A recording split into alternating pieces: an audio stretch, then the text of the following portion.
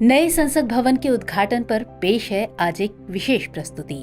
संसद, जो कि भारतीय लोकतंत्र का एक सबसे अहम प्रतीक माना जाता है। या यूं कहें कि वो इमारत जो कई ऐतिहासिक फैसलों की गवाह है, अब खुद के इतिहास के आखिरी पन्ने में दर्ज होने की कगार पर है।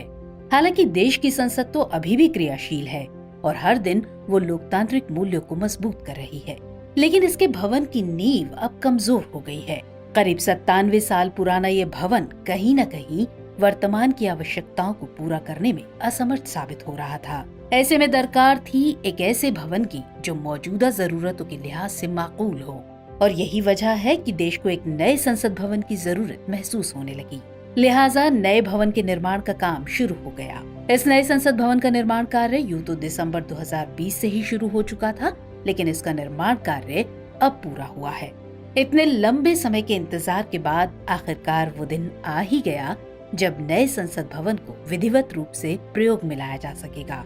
आज यानी 28 मई 2023 वो दिन है जब प्रधानमंत्री द्वारा इस नए संसद भवन का उद्घाटन किया जाएगा। नए संसद भवन के संदर्भ में आपकी उत्सुकता मुख्यतः दो बातों को जानने की होगी। पहली ये कि जब पुराने भवन से काम चल ही रहा था तो नए भवन के निर्माण की क्या आवश्यकता थी, और दूसरी ये कि आखिर नए संसद भवन में ऐसी क्या खास बात है जिसकी चारों ओर चर्चा है।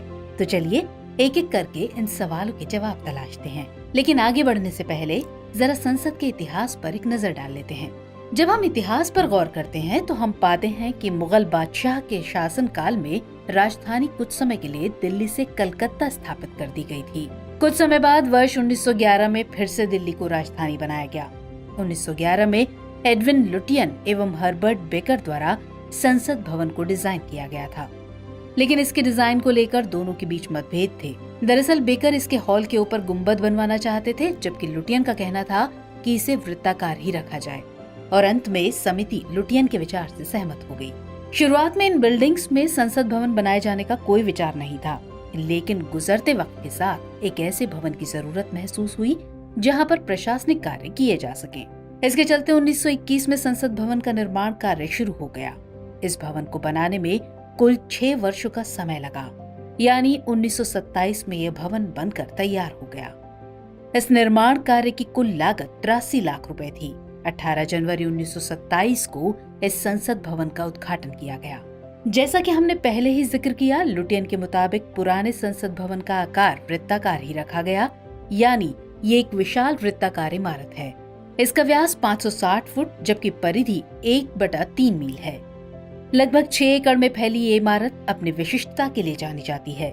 इसमें कुल 12 द्वार हैं, जिनमें से 5 के सामने मंडप द्वार बने हुए हैं। पहली मंजिल पर कुल 144 हल्के पीले रंग के खम्भे हैं, जिनमें प्रत्येक की ऊंचाई 27 फुट है। इसके गुंबद का व्यास 98 फुट एवं इसकी ऊंचाई 118 फुट है, और ये विश्व की शानदार गुंबदों में से एक है। भवन के केंद्र में वृत्ताकार केंद्रीय कक्ष या सेंट्रल हॉल है। 1946 से 1949 तक भारत के संविधान सभा की बैठक इसी भवन के सेंट्रल हॉल में हुई थी। यहाँ तक कि भारतीयों के हाथों में सत्ता का हस्तांतरण भी इसी हॉल में किया गया था। इस हॉल के चारों ओर 3 अर्धवृत्ताकार हॉल हैं। इनमें से एक, जिसे चैम्बर ऑफ प्रिंसेस नाम दिया गया था, उसका उपयोग अब तक लाइब्रेरी हॉल के रूप में किया जाता रहा है। इसके अलावा राज्य परिषद हॉल अब तक राज्यसभा के रूप में और केंद्रीय विधानसभा हॉल लोकसभा के रूप में प्रयोग किए जाते रहे हैं।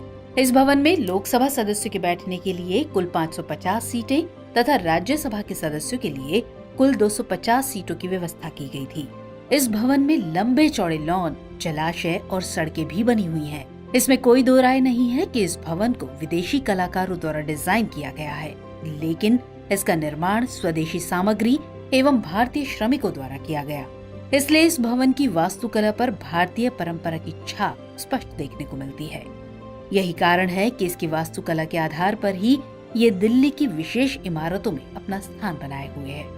चलिए अब सवाल पर आते हैं कि नए संसद भवन की जरूरत आखिर क्यों पड़ी। तो इसकी सबसे बड़ी वजह ये है कि जिस समय इस संसद भवन का निर्माण हुआ था, उस समय ये भू संरचना के अनुसार भूकंपीय क्षेत्र 2 के अंतर्गत आता था, जबकि वर्तमान में ये भूकंपीय क्षेत्र 4 के अंतर्गत आता है। इसके अलावा ये भवन करीब 100 साल पुराना भी हो चुका है। तो इन तमाम बातों को देखते हुए जानमाल की हानि का डर हमेशा ही बना रहता है। दूसरी तरफ बीते दशकों से संसद के कार्यों में निरंतर बढ़ोतरी हो रही है, जिसके कारण इन कार्यों के लिए अधिक लोगों की आवश्यकता निरंतर बनी हुई है। कर्मचारियों की बढ़ती तादाद को देखते हुए संसद में कर्मचारियों के लिए पर्याप्त सीटें नहीं हैं। जैसे जैसे कर्मचारियों की संख्या में वृद्धि हो रही है, उनके लिए कार्य क्षेत्र में कई उपविभाजन किए जा रहे हैं। परिणाम स्वरूप कार्यालय की संरचना खराब हो रही है और कर्मचारियों की कार्यकुशलता पर भी इसका प्रभाव देखने को मिल रहा है। इसके अलावा जब कभी संसद में संयुक्त बैठक होती है तो जगह की समस्या और भी बढ़ जाती है। दरअसल इसकी वजह है कि सेंट्रल हॉल में सिर्फ 440 लोगों के बैठने की क्षमता है, जबकि मौजूदा वक्त में दोनों सदनों में करीब 790 सदस्य हैं। चलिए अब अपने दूसरे सवाल पर आते हैं कि नए संसद भवन में आखिर खास क्या है। तो आवास एवं शहरी मंत्रालय द्वारा वर्ष 2019 में सेंट्रल विस्टा पुनर्विकास परियोजना की परिकल्पना की गई थी। इसके बाद 10 दिसंबर 2020 को प्रधानमंत्री नरेंद्र मोदी द्वारा नए संसद भवन का शिलान्यास रखा गया। नए संसद भवन की अवस्थिति पुराने संसद भवन के ठीक पास में है। इस संसद भवन को विमल पटेल द्वारा डिजाइन किया गया है और इसका निर्माण कार्य टाटा प्रोजेक्ट्स द्वारा पूरा किया गया है। 64,500 वर्ग मीटर के क्षेत्रफल में फैली ये एक तिकोनी आकृति की इमारत है। इस नए भवन के निर्माण की कुल लागत करीब 1200 करोड़ रुपए है। इसकी विशेषता की बात करें तो इसमें सभी सांसदों के लिए अलग दफ्तर है जो आधुनिक डिजिटल सुविधा से लैस है। इसका उद्देश्य पेपरलेस दफ्तरों के लक्ष्य को बढ़ावा देना है। इस भवन में बेहतर स्पेस मैनेजमेंट के साथ भूकंप रोधी सिस्टम के मुताबिक Z और Z+ श्रेणी की सुरक्षा सुनिश्चित की गई है। इसके साथ ही यहाँ सांसदों के बैठने के लिए एक बड़ा हॉल, एक लाइब्रेरी, समितियों के लिए कई कमरे, भोजन कक्ष एवं पार्किंग की सुविधा भी उपलब्ध है। यहाँ एक कॉमन केंद्रीय सचिवालय बनाया गया है जहाँ विभिन्न मंत्रालयों के दफ्तर हैं। इस भवन में एक संविधान हॉल होगा जिसमें भारत की लोकतांत्रिक विरासत को दर्शाया जाएगा। संविधान की मूल प्रति भी इस हॉल में रखी जाएगी। राष्ट्रपति भवन से इंडिया गेट तक फैले 3 किलोमीटर लंबे राजपथ या कर्तव्य पथ को भी नया रूप दिया गया है। प्रधानमंत्री कार्यालय और उनके आवास को साउथ ब्लॉक के पास स्थापित किया गया है। उपराष्ट्रपति के आवास को नॉर्थ ब्लॉक के पास स्थापित किया गया है और इसके साथ ही नॉर्थ और साउथ ब्लॉक्स को संग्रहालयों में परिवर्तित कर दिया गया है। इस नए संसद भवन में लोकसभा में कुल 888 एवं राज्यसभा में कुल 384 सीटों की व्यवस्था है। दरअसल भविष्य में सांसदों की वृद्धि को ध्यान में रखते हुए ये इंतजाम किया गया है। संयुक्त बैठक का आयोजन लोकसभा में किया जाएगा और इसके लिए लोकसभा में सीटों की संख्या 1272 तक बढ़ाई जा सकती है। कहा जा रहा है कि इस नए संसद भवन में सेंगोल स्थापित किया जाएगा। इस सेंगोल को प्रधानमंत्री द्वारा लोकसभा के अध्यक्ष के पास में ही नए संसद भवन के उद्घाटन के दिन स्थापित किया जाएगा। इस सेंगोल को नेहरू जी ने अंग्रेजों से भारत को सत्ता हस्तांतरण के प्रतीक के तौर पर स्वीकार किया था और फिर बाद में नेहरू ने इसे एक म्यूजियम में रख दिया। अब सवाल उठता है कि जब नए संसद भवन का निर्माण हो गया है तब दिल्ली की विशेष इमारतों में खास जगह रखने वाले पुराने संसद भवन का क्या होगा। असल में नए भवन में शिफ्ट करने के बाद पुराने भवन की मरम्मत की जाएगी और मरम्मत के बाद इस संसद भवन में संसदीय कार्यक्रमों का आयोजन किया जाएगा। नए संसद भवन के शुरू होने के बाद पुराने भवन को म्यूजियम ऑफ डेमोक्रेसी में बदलने की योजना है। तो व्यूअर्स, इस खास पेशकश में इतना ही। हमारा ये एपिसोड आपको कैसा लगा कमेंट सेक्शन में जरूर बताइएगा। धन्यवाद।